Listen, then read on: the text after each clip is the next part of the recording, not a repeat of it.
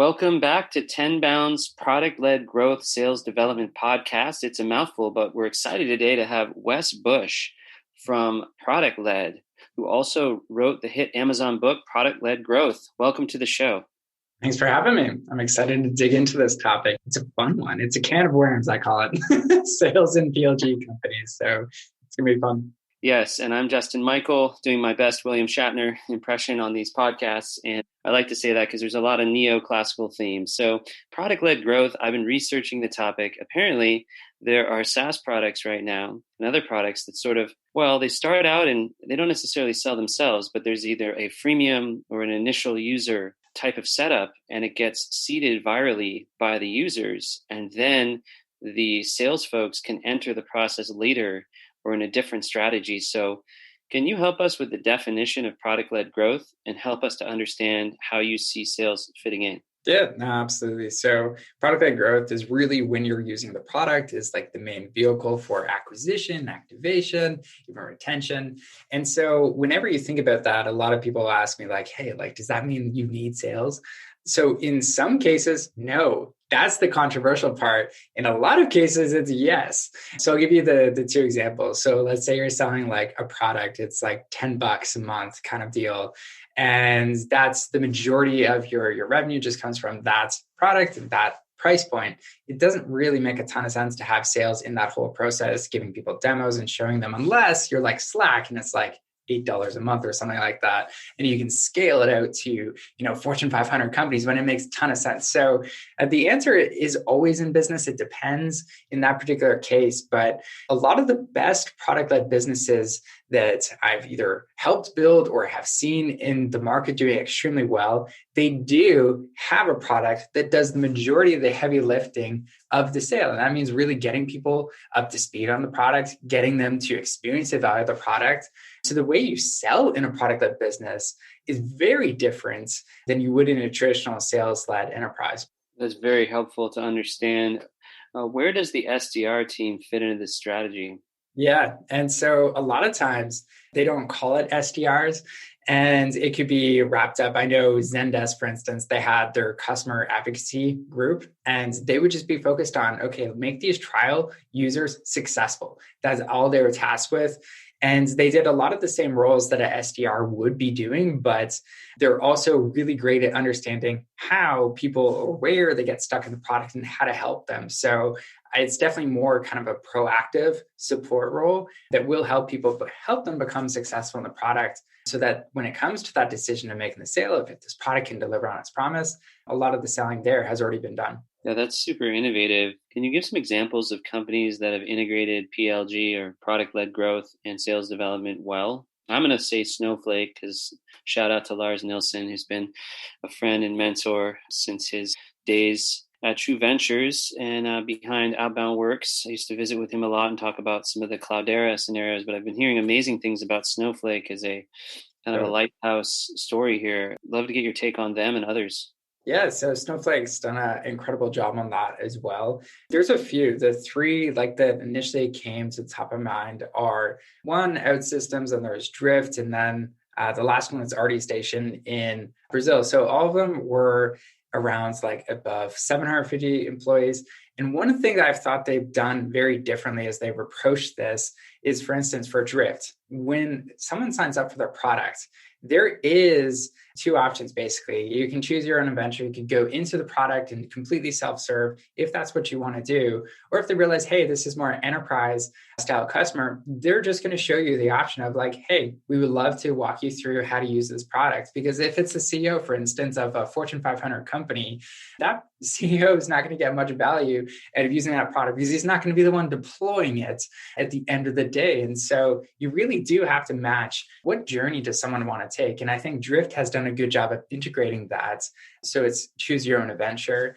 And then when I look at ArtStation in Brazil, one of the things they've done really interesting, Ali, is they just divided up their sales teams. So they had low touch sales teams, and they're just focused on really the free users and really how to turn those people into paying customers. And most times the low touch sales group focuses on the smaller accounts. So those SMB, maybe mid-size accounts Whereas the high touch sales team, the one that they usually would just use for your traditional sales at company, they're still just focused on enterprise buyers.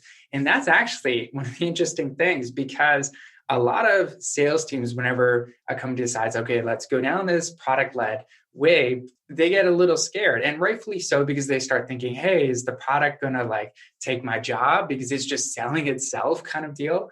And that's not true. So what often happens is sales is the most resistant initially. And then after they start realizing, oh my goodness, the product's like taking care of all the small accounts that were just eating up all of my time. And now I can dedicate more time towards actually selling the enterprise deals and actually adding a ton of value to the sales process in that process. So yeah, those are some of the examples that really get me excited about seeing sales in PLG companies. Yeah, I really like those examples. I think it's really important to understand the mix. Like, one of the problems with SDR in general is you have a sales development rep greet the customer, do discovery, and then you have to run the discovery again with an account executive, and then it moves all around the org chart. What are some of the pitfalls that should be avoided in going this direction? I mean, people get excited about the next shiny object and they think, okay, we got to do SaaS. Okay, we got to do product-led growth. But maybe that's actually not the right fit. So they don't, the model's wrong, but they're enamored with the idea. So, I mean, I know there's been a lot with like lean startup and the, product market fit and the minimal viable product and using ads to figure it out. How do you know when you've got a product-led growth product? And I think I just asked you 4 questions at once, but can we have like a dialogue around advising people on how to figure this model out? Yeah, no, it's a common question I got like a bunch of times. And the framework I built for like just trying to see like, is this the right fit for you right now? I call it the MOAT framework. So there's basically 4 pieces to it. The first part is really just your market strategy. So what does that look like for your business? Let's say, for instance, you and I, we're going to start a business and go up against HubSpot. Okay, great. So HubSpot's like a dominant player in the CRM space. What are we going to do to really stick out? So we might decide, you know what, the real estate market, they're not really being taken care of with the CRM space. Maybe there's some unique things we could do there. So we just say, all right, Dustin, we're going to start a real estate CRM and really be a differentiated player on this end. And so that can actually work really, really well if that's your strategy. But the problem there is because you're getting so differentiated and so specific to some of these markets, that might mean from a product perspective, the product is a bit more complicated. And so maybe in that case, it makes it a lot more sense to do more of a sales-led approach of really breaking into that market. Whereas if you are, let's say, Google, and you're looking at Microsoft Word and saying, you know what, they just own the documents space. People are just using Microsoft Word every time we see, documents shared, and we want to get a bite of that market. So what do we do? Well, in that case, if they said, let's go all sales-led, it actually wouldn't have worked. What Google decided to do is let's take a disruptive strategy. Let's actually just give people Google Docs for free for the majority of users. And so we can get them away from Microsoft Word, which is over-serving their customers, and launch something that's really might not be as comparable of a product, but it's going to get people away from that product to our product into our ecosystem. And so the market strategy is probably one of the most important pieces you need to think about, because there's no right or wrong way to go about it, but you do have to understand, what game do you want to play in your specific space? If you want to be completely differentiated, totally go up that enterprise path, that's okay. You can do that, but just know that you might be saying no to that SMB space of your market, because someone else with a different business model is going to be able to compete there much better than you can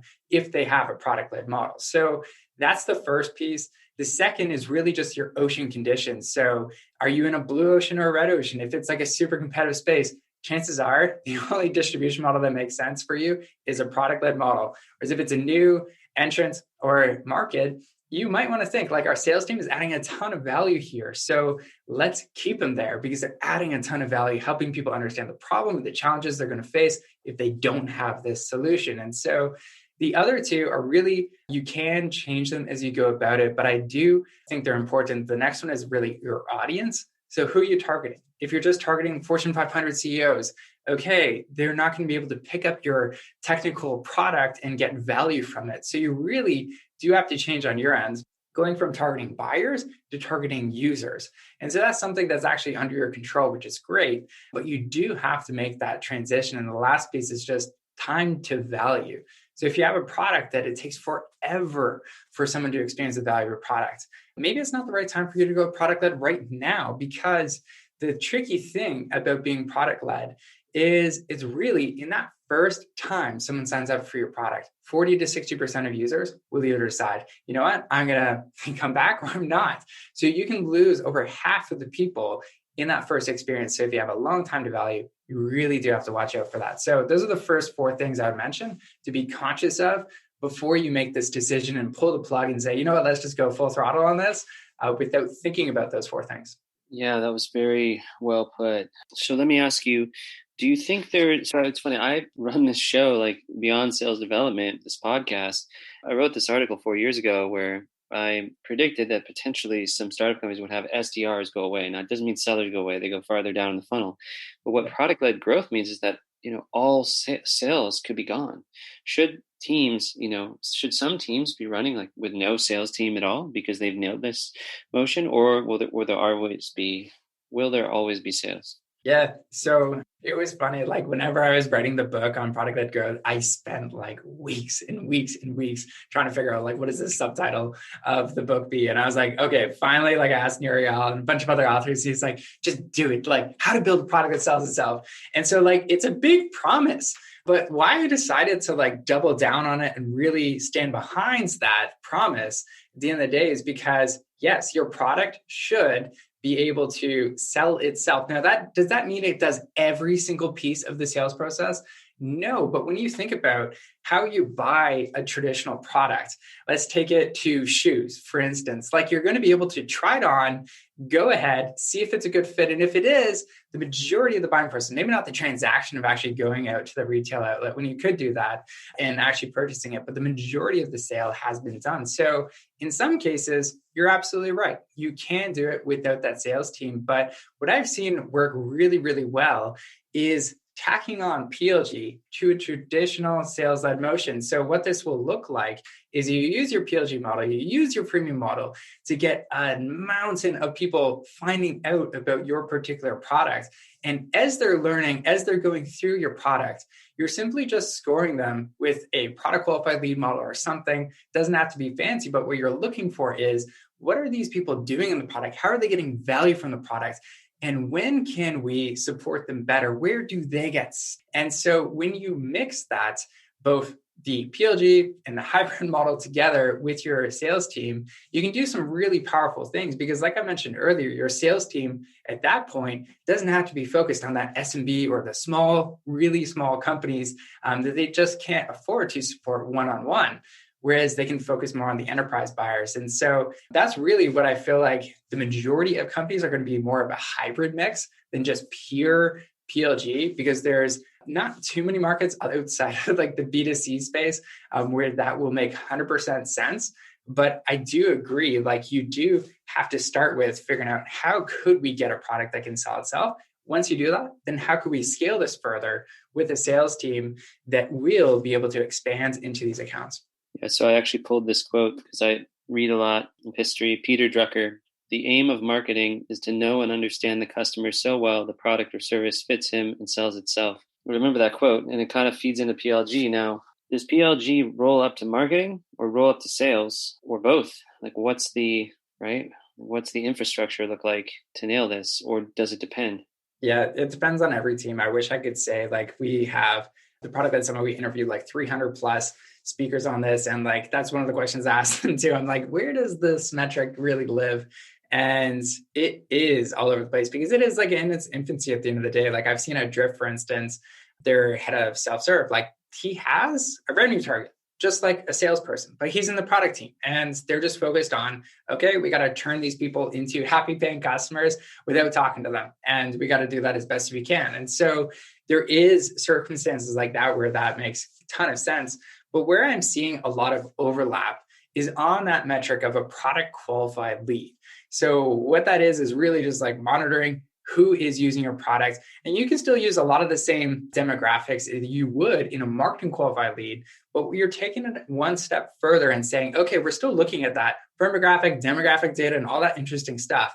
But we're looking at it as well to see who's actually experiencing value from the product and is a good fit for our business. And chances are when you reach out to those people, they are going to be the best fit people. And that's actually, whenever I talk to sales teams, whenever they make this transition, they're like, give me more PQLs, give me more. These are the best leads ever because they get it and they just want to support them more. And so that is one of the big overlapping metrics, regardless if you're in marketing, because if you're marketing, they're going to be looking at how many of those campaigns you're running drove product qualified leads. From a sales perspective, how many of those product qualified leads are you closing? From a support perspective, like how many of those PQLs are you supporting as well?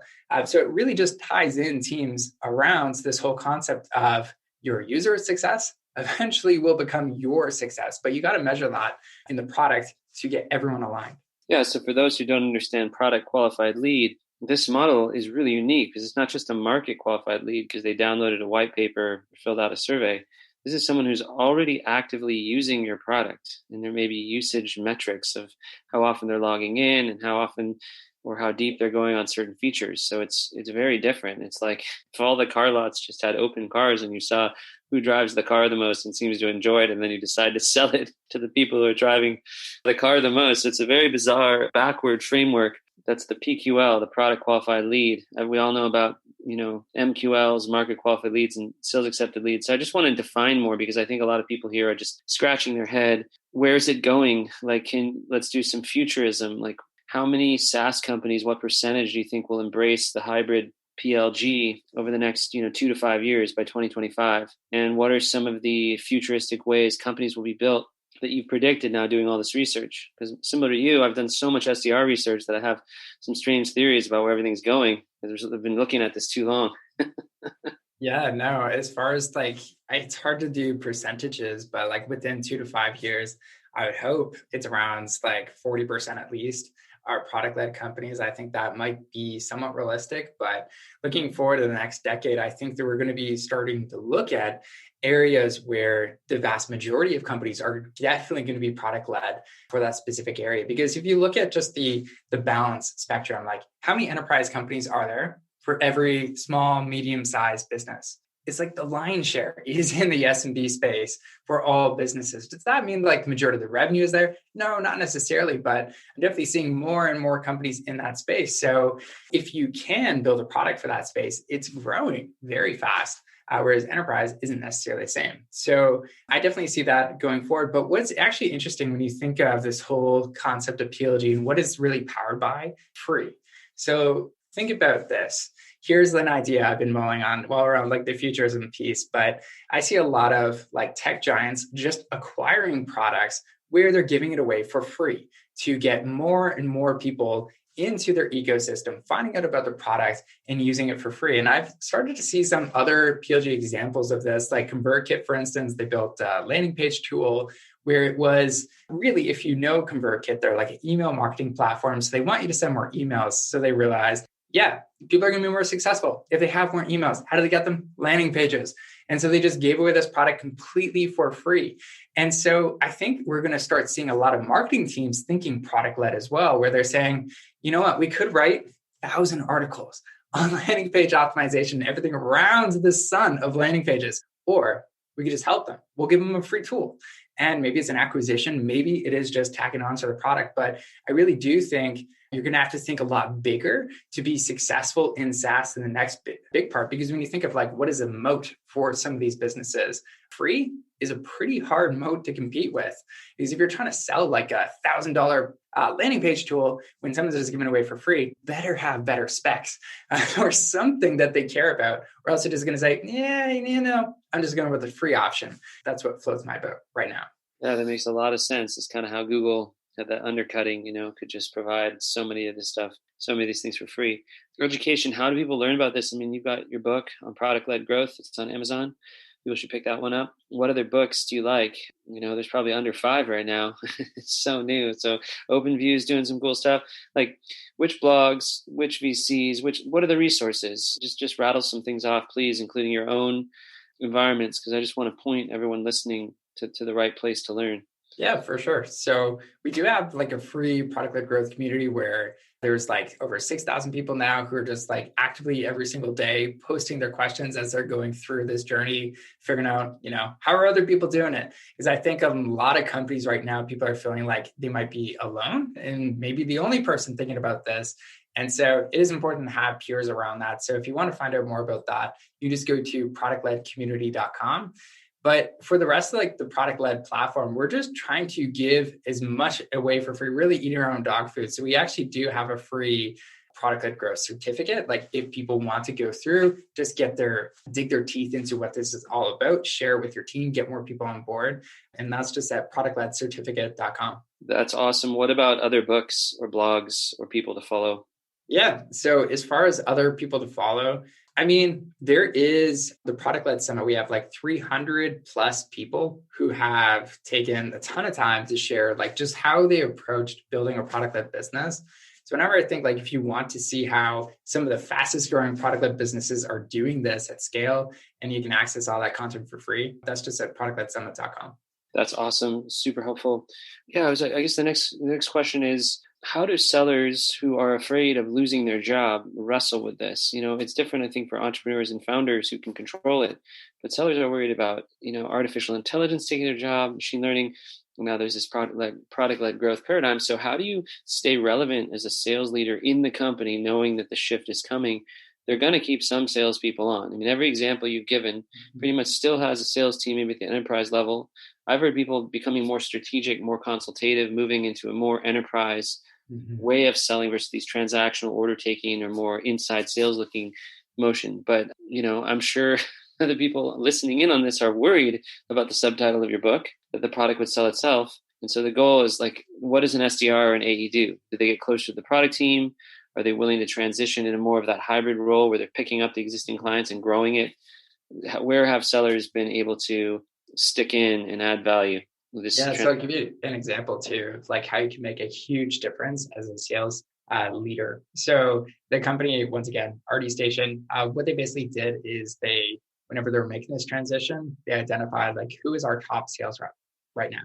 And they found that person and they just asked them like, hey, are you up for this project? We don't know if it's going to work here, but we're going to try and give you a lot of these product qualified leads. We don't have any process whatsoever right now. We're just going to give you this product data with some good accounts. And we're going to start real small, real quick, but it's your job. You got to figure out how to convert these people. And so that's basically what they did. They just said, okay, run like winds and figure this out. And then what you're going to do is you're going to train the rest of your own team as they built up this leader. You're going to get a little team for this, actually train those people, and those people are going to train the other people. And they just slowly started building this out. So I think at the end of the day, you should just start small. And as a sales leader, start thinking, how could I use this as an opportunity, not something to run away from, but really as a way to work smarter? Because I think at the end of the day, like we hear all those stories of like AI, machine learning, like, oh, it's going to take all our jobs. But it's really taking the biggest part of our job is kind of the minutia, the part that maybe we don't like as much. And if the product could do a lot of that heavy lifting, you could just work smarter and close bigger accounts, make more money at the end of the day with a whole lot less work. So I just say, get on top of it, but also try and help your product team make this transition successful with closing some of those product-wide leads as you test this out and make the best of it. I love that. That's a great place, I think, to end the episode. Where can people find you on LinkedIn, your website? Yes. So feel free to reach out on LinkedIn, just Wes Bush, and happy to answer any other questions you have. Or if you want to just learn more about product-led growth, just productled.com. Awesome. My last question, which is kind of my signature, is what's one quote that you love? Could be related, could be philosophical, and nothing to do with the discussion, but always meeting leaders, love to hear their favorite quotes. Yeah. So the one I've been munching on for a while is you get in life what you tolerate. And I think it's it doesn't sound like a lot initially. I know I read it a couple of times. I didn't think much of it, but everything in your life is like a decision of like, oh, are you tolerating this? Like, hey, you're like car's breaking down or whatever. Like, are you tolerating that? Should you up it? And so I think in even like business and so many other things, like you got slow growth, like, why are you tolerating this? There's so many different things you can think about, but I think it's easy to get complacent and become tolerant of stuff when it's like, at the end of the day, that's the life you're going to get because of that decision. And to really stand out, you need to shake it up. Who's that quote by? I don't know. I'll get it. It's like an aphorism, like Poor Richard's Almanac or, Ben Franklin or something. Well, Wes, it's been awesome meeting you. Thanks for educating us a little. Everybody, please buy his book, Product-Led Growth, on Amazon. And don't be afraid that everything's going to sell itself. We need great sellers. Hang in there, learn about product-led growth. It's the trend of the 2020s. And we'll have you back on the show. Thanks again. All right. Thanks, Dustin.